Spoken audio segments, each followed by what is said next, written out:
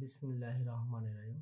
সুপ্রিয় দর্শক, তুষির and take YouTube চ্যানেলের পক্ষ থেকে আবার স্বাগতম। আজকে নতুন একটি ভিডিওতে অত্যন্ত গুরুত্বপূর্ণ হতে চলেছে। এই ভিডিওতে মাইক্রোসফট এক্সেলের সবচেয়ে পাওয়ারফুল এবং সবচেয়ে master mind formula some if ব্যবহার করা হবে। গত তিনটি পর্বতে আমি কিভাবে এই ফরম্যাটটি তৈরি করা হয় এবং স্টেপ বাই স্টেপ দেখেছিলাম। আজকে এর চতুর্থতম পর্বটি শুরু করার আগে আপনাদের কাছে রিকোয়েস্ট, প্লিজ আমার চ্যানেলটিকে সাবস্ক্রাইব করবেন এবং পাশে থাকা বেল আইকনটি অন করে দেবেন। চলুন তবে শুরু করি।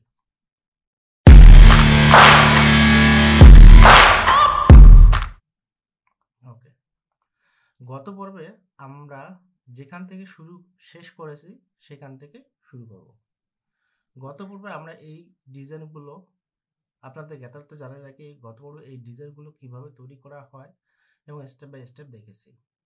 এটা সবগুলো ম্যাক্রো তৈরি করে, কিন্তু ম্যাক্রোতে তৈরি করতে গিয়ে আমরা কিছু একটা ভুল করেছিলাম। যেমন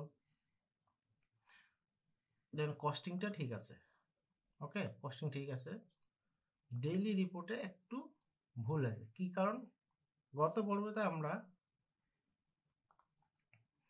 এই যে ডেইলি ডাটা ফাইল এবং কস্টিং রিপোর্টটা একটু চেঞ্জ করে দিয়েছিলাম, যার কারণে ম্যাক্রোটা এখন কাজ করতেছে না। এই ম্যাক্রোটা যদি চেঞ্জ করে দিয়েছিলাম, যার কারণে ফাইলটা এখন কাজ করতেছে না। এখন এই ফাইলটা কিভাবে সংশোধন করব, চলুন শুরু করি। ওকে, ভালো করে লক্ষ্য রাখবেন, গত ভিডিওতে আমি ম্যাক্রো রান করার সময় এই নামগুলো চেঞ্জ করছিলাম। তাহলে কি হবে, এখানে আমরা ক্লিক করে ডিবাগ আছে না, ডিবাগ নিয়ে যাই। এটা একটু সামান্য একটু সরে দেই, না, এটা নাম মেইন ফাইল, ডিবাগ, এইটা ডিবাগটা আমরা এই জায়গায় শুধু এক্সেলের নামটা, মানে হচ্ছে মেইন যে নামটা ছিল সেই নামটা একটু চেঞ্জ করে দিয়েছিলাম। তার মানে হচ্ছে এই ডাটা ফাইলে ক্লিক করেছিলাম, এই নামটা আমাকে কপি করে গিয়ে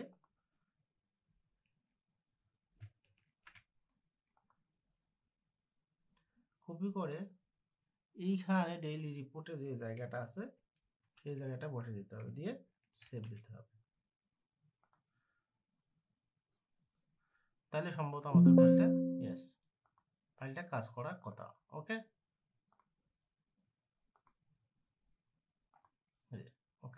তাহলে ফাইলটা কাজ করছে। ওকে, তাহলে ডাটা ওয়ার্কশিটটা কাজ করতেছে। সেম ভাবে দেখুন ডেইলি রিপোর্টটাও সেম কাজ করছে। তাহলে আমরা কি সেম কাজ করি, ডিবাগটা রান করি এবং ডেইলি শিটটা এই নামটা একটু দেখেন চেঞ্জ করে ফেলেছি। যেহেতু নামটা চেঞ্জ করেছি, এই নামটা রিনাম করি।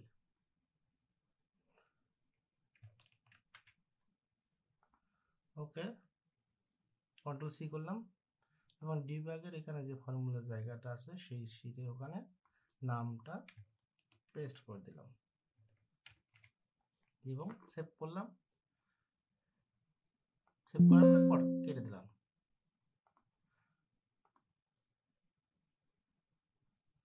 তাহলে দেখুন ফাইলটা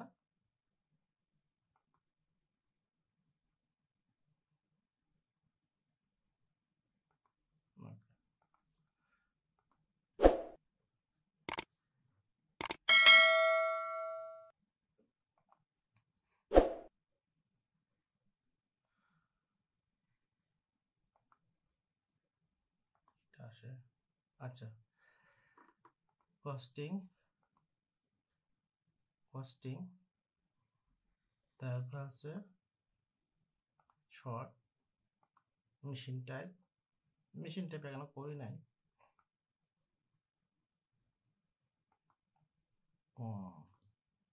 এই কস্টিংয়ে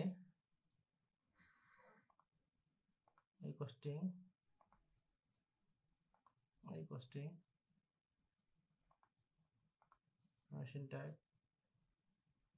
এটাতে একটু কোথাও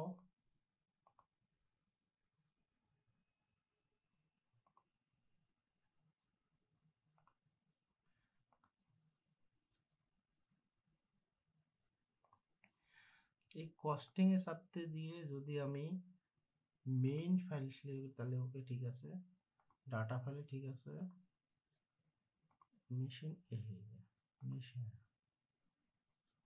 কস্টিং, ওকে ঠিক আছে। হ্যাঁ, আজকে মেইন যে গুরুত্বপূর্ণ বিষয় সেটা আমরা কি এই ফাইলটা থেকে কিভাবে, গুরুত্বপূর্ণ বিষয় ভিডিওর প্রথম শুরুতেই বলছিলাম যে গুরুত্বপূর্ণ বিষয় আমরা কিভাবে ডাটা শিটটা ম্যানেজ করব। এই ফাইলটা যেহেতু ডাটাটা আমার কি একটা ওয়ার্কশিটে আছে, সেই ওয়ার্কশিটটা নিয়ে আসি।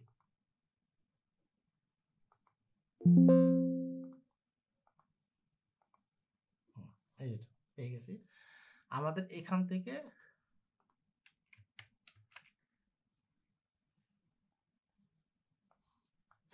না সরি, এখান থেকে ম্যানুয়ালি সিলেক্ট করতে হবে। কন্ট্রোল শিফট ডাউন এর দিলাম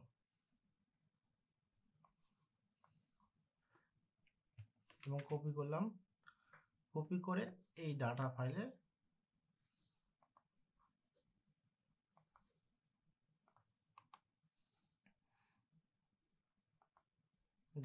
পেস্ট করে দিলাম।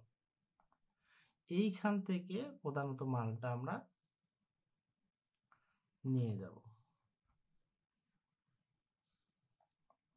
তার আগে আরেকটা কাজ করি, আমরা এই জায়গায় সাব টোটাল ব্যবহার করি, সাব টোটাল 9 ব্যবহার করি। এখান থেকে শুরু করে শেষ পর্যন্ত।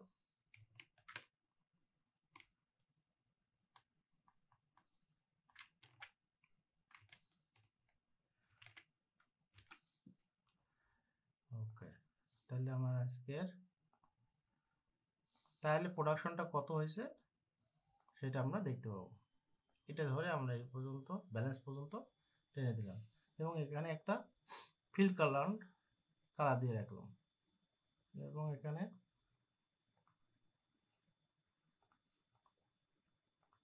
একটা প্রোডাকশন দিলাম। আমার মেইন উদ্দেশ্য হচ্ছে এই জায়গায় কতটা প্রোডাকশন হয়েছে, মানে এ শিফটে কত, বি শিফটের কত, সি শিফটে কত, এভাবে যে প্রোডাকশনটা আছে এই প্রোডাকশনটা আমরা কীভাবে বাইর করবো সেটা দেখার জন্য।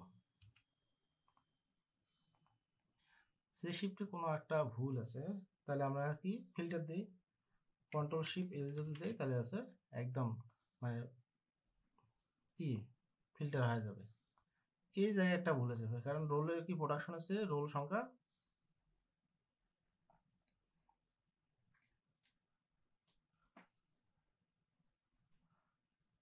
সবগুলোতে দেখছি রোল সংখ্যা বেশি, প্রোডাকশন সংখ্যা কম। আচ্ছা ওকে, এটা নিয়ে মাথা ঘামানোর দরকার নেই, আমাদের মেইন যেটা টার্গেট সেটা হলেই হলো। ওকে, তাহলে আমাদের আরেকটা কাজ করতে হবে, আমাদের একটা ফর্মুলা আছে, হ্যাঁ, শর্ট টেকনিক, ওই শর্ট টেকনিক কোনা নিয়ে আসতে হবে। এখানে আছে নাই, এক্সেল পিভট টেবিলটা এই পেয়ে গেছি, এটা পেয়ে গেছি। আচ্ছা, আমাদের নতুন একটা কারিকুলাম, নতুন সুন্দর করে একটা ফর্মুলা তৈরি করছিলাম, সেই ফর্মুলাটাও নিয়ে আসতে পারি।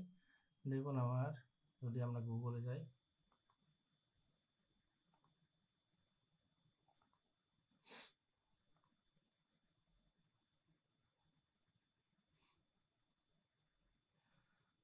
আপনি যদি শর্ট টেকনিক এবং শর্টকাটের মাধ্যমে এবং ছন্দের মাধ্যমে যদি শিখতে চান মাইক্রোসফট এক্সেল, তাহলে আমার চ্যানেলটিকে অবশ্যই সাবস্ক্রাইব করবেন।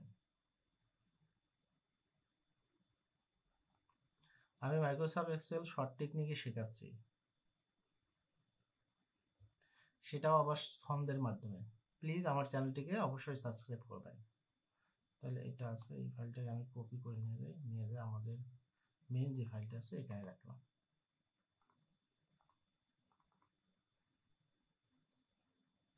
ওকে, এই ফাইলটা আমরা কেটে দেই, এটা কেটে দেই, আমাদের এইটাই থাকবে। হ্যাঁ, কি বলছিলাম, সামিপ। আমরা কি আজকে সামিপটা ব্যবহার করব। সুন্দর করে একটা ফর্মুলা আমি তৈরি করছি, শর্ট টেকনিক ছন্দের মাধ্যমে। আপনি এক্সেলে কিছুই পারেন না, কোনো সমস্যা নাই, আমি আছি, আমি আপনাদেরকে দেখিয়ে দিচ্ছি। যা শুধু আমার চ্যানেলটিকে সাবস্ক্রাইব করেন।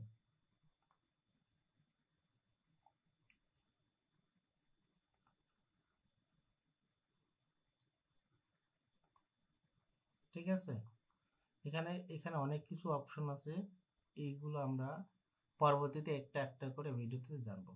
ঠিক আছে, তাহলে আমাদের এখানে একটা টাইপ আছে, টাইপের বলতে আমি রেঞ্জ বোঝাচ্ছি। হ্যাঁ,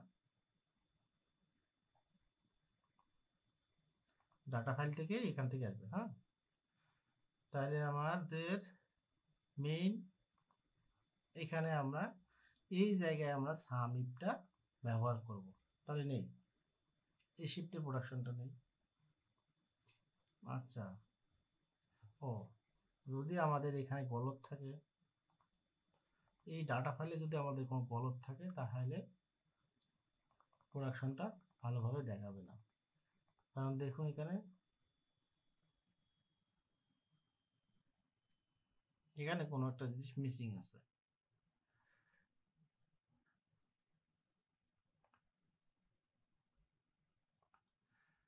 কারণ হচ্ছে প্রোডাক্ট রোল সংখ্যা কম হবে, প্রোডাকশন সংখ্যা বেশি হবে।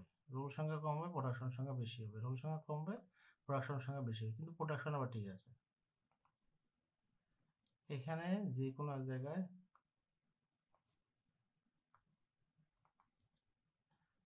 আচ্ছা, এটা মেইন ফাইলে গিয়ে দেখি,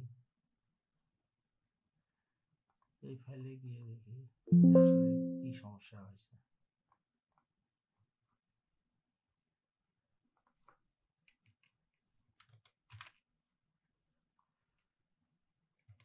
কপি করলাম, এই জায়গায় গিয়ে পেস্ট করি। তাহলে যদি পেস্ট করলাম, না, এখানেও একই সমস্যা।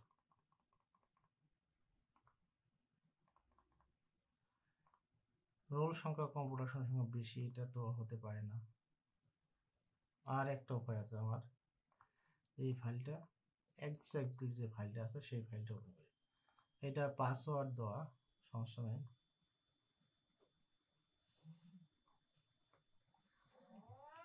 এই সফটওয়্যারটা নেই, কপি করে নেই, আর এই জায়গায় পেস্ট করে দিই। তাহলে দেখি এখন এটা কপি আর পেস্ট করতেছি, মানে টেস্ট করতেছি যে কোথায় পেস্ট করে দিলাম আমরা। এই জায়গায় আমি পেস্ট করে দিই।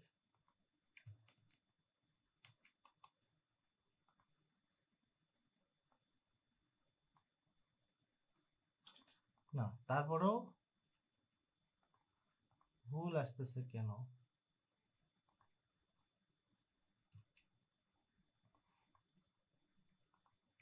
এটা কপি করে নেই, কপি করে নিয়ে এখানে কোনো একটা জিনিস ভুল আছে আমাদের। কেন এরকম হচ্ছে? রোল সংখ্যা চেয়ে প্রোডাকশন সংখ্যা বেশি কেন? কারণটা কি? এখানে দেখি সামহাও কোনো একটা ভুল আছে।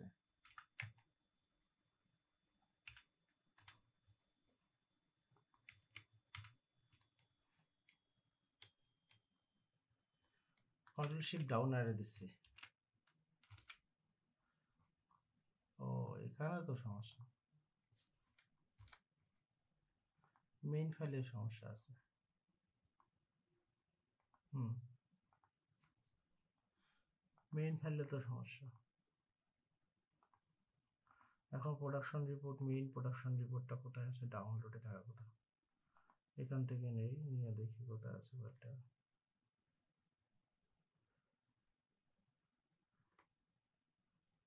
মেইন প্রোডাকশন শিটে কোনো একটা প্রোডাকশন ভুল আছে, ভুল থাকার কারণে আমার এই ডাটা ফাইলটা একটু ভুল দেখাচ্ছে।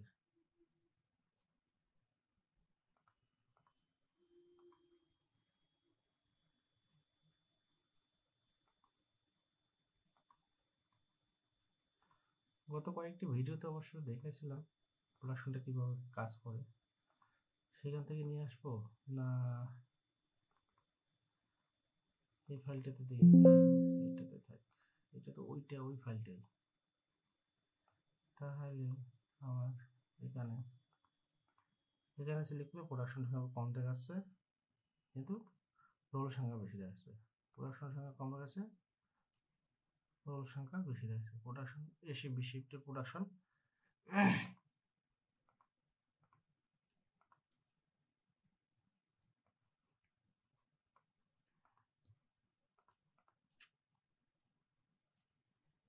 এখানে কোনো একটা ক্রমে ফাইল সংখ্যা আছে,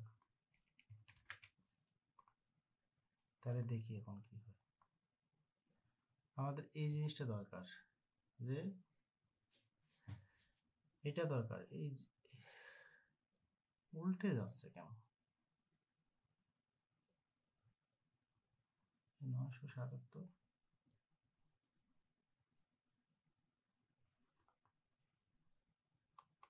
কপি করে যান, কপি করে দেই যে, আর এইটা সংখ্যা এখানে হোক, আর রোল সংখ্যা, প্রোডাকশন সংখ্যা বেশি করে, রোল সংখ্যা কম করি। প্রোডাকশন সংখ্যা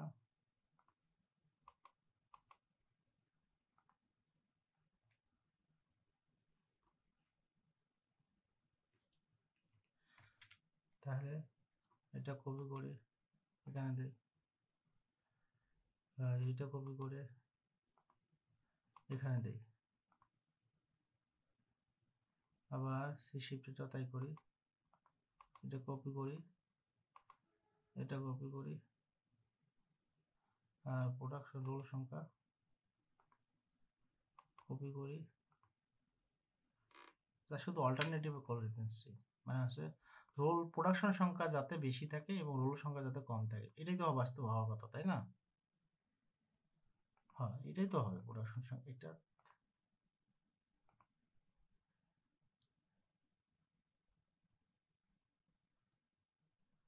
এইটা আচ্ছা, কালারটা একটু ভিন্ন হয়ে গেল।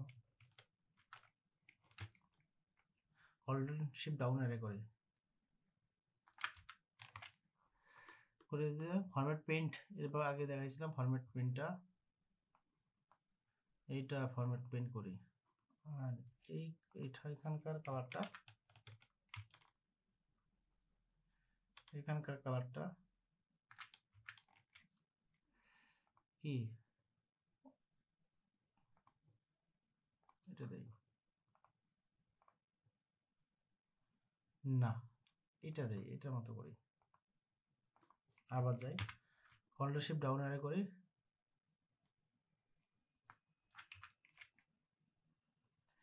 এটা হোমে যাই, হোমে গিয়ে পেইন্টারে ক্লিক করলাম, পেইন্টারে ডাবল ক্লিক করে প্রোডাকশন সংখ্যা, সি শিফটের প্রোডাকশন সংখ্যা আর টোটাল রোল সংখ্যা, ঠিক আছে। তাহলে আছে আমরা এটাকে কি করতে হবে, এটা আবার সেম করতে হবে।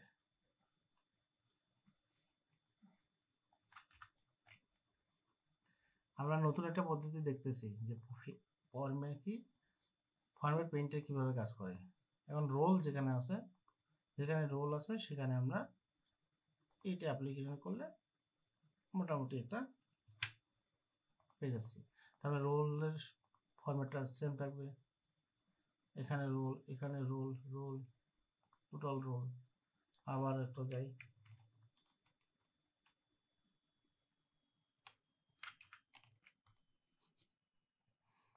আবার ফরম্যাট পেইন্ট নিলাম, নিয়ে টোটাল যে রোল আছে, টোটাল রোল এখানে ক্লিক করলাম, হয়ে গেল। একটা একটা করে দেওয়া লাগলো না আমাদের। এখন টোটাল প্রোডাকশনটা আমরা অন্য একটা ক্লিক করি, কন্ট্রোল শিফট ডাউন আরে দিই, দিয়ে এটা একটা ফিল্ডে গিয়ে নতুন একটা কালার দিই। না, সেম হয়ে যায়, কালারটা একটু ভিন্ন দিই। ভিন্ন দিই, হ্যাঁ এই টাইপের কালার দিই। ওকে, তাহলে আমাদের মানটা এখান থেকে আসবে এখানে।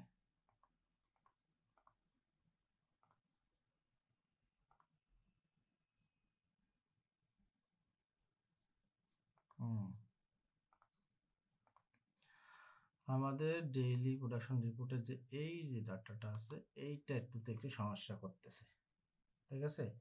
এই ফরম্যাটটা একটু সমস্যা করতেছে, তাহলে এটা ডিলিট করে দিই। এখানে যে আমাদের ফরম্যাটটা আছে, আমরা যেটা তৈরি করছিলাম সেইটা বসে দিই। সেইটা বসে দিয়ে এটা একটু ছোট করে নেই। ছোট করে নিয়ে গেলে আমাদের মেইন জায়গায় এটা ছোট জায়গা হয় না, তাহলে উপর থেকে আমরা একটু কি করব, স্ক্যান আপ চললাম। স্ক্যান আপ আছে ইএসসি, এটা আছে একাধিক প্রোগ্রাম বাতিল করার একটা অপশন, ঠিক আছে? এইখানে নিয়ে যা বসে দিলাম। বসে না কেন, কি হয়েছে তোর?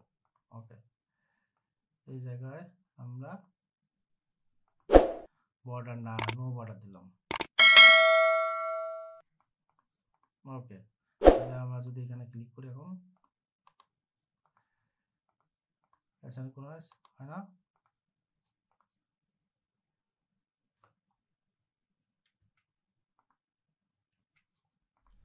পরবর্তী ভিডিও দেখার আমন্ত্রণ জানিয়ে আজ এ পর্যন্ত শেষ করলাম।